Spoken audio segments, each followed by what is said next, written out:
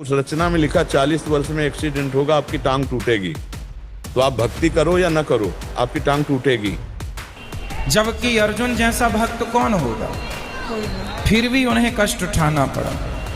भगवान राम तो स्वयं भगवान थे, 14 साल का कष्ट। माता सीता तो साक्षात लक्ष्मी थी, फिर भी दर दर की ठोकर जंगल में लकड़ियां काट काट के बच्चों का लव कुश का लालन पालन किया।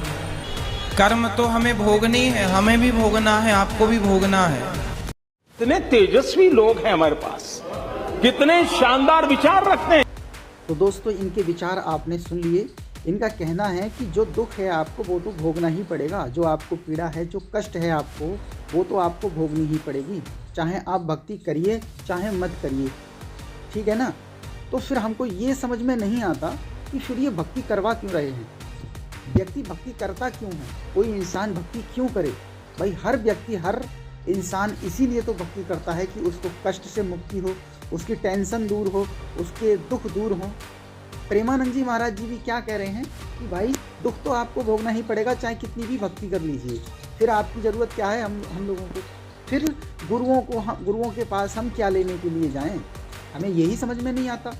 जब आप कष्ट से मुक्ति नहीं दिला सकते तो भक्ति क्यों करवा रहे हैं।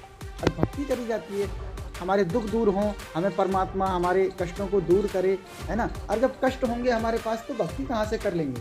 हमारे पैर में अगर कांटा लगा हुआ है तो क्या वो व्यक्ति चल सकता है। इन लोगों की ये कहानी हमारे आज तक समझ में नहीं है। अब आप सुनिए संत रामपाल जी महाराज जी के विचार।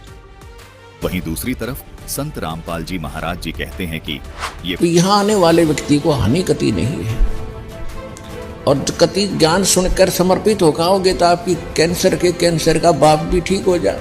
भगवान किसे कहते हैं, वाह भाई वाह। यहाँ पर कम से कम लाखों भक्तों के कैंसर तक के रोग ठीक हो चुके, जिन समर्पित भाव से परमात्मा पर विश्वास करके नाम लिया और मर्यादा निभाई।